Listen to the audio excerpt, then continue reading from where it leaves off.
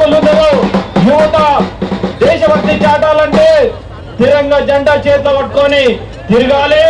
రేపొద్దున ఎవరైతే తిరంగా జెండా చేతిలో పట్టుకొని ఉన్నారో యువకులందరూ ఇంటి పైన కట్టి జనగణమన పాడి దేశభక్తిని మనం కాపాడుకోవాలి, మన గుండెల్లో పెట్టుకోవాలి.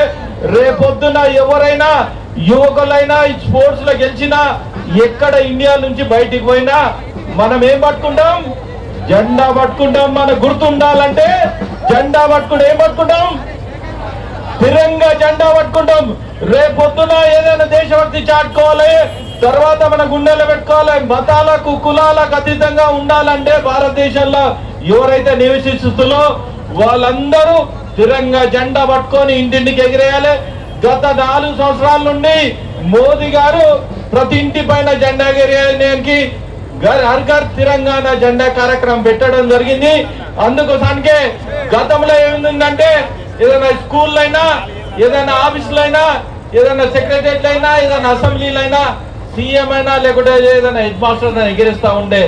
ఇప్పుడు మోదీ గారు మనకు ఛాన్స్ ఏమి ఇచ్చారు?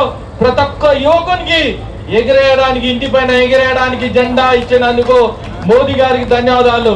భారత్ మాతాకి, భారత్ మాతాకి, భారత్ మాతాకి. నరేంద్ర మోడీ గారి నాయకత్వం, నరేంద్ర మోడీ మా నాయకత్వం. Thank you. మాజీ శాసనసభ్యులు గువ్వల బాలరాజు గారిని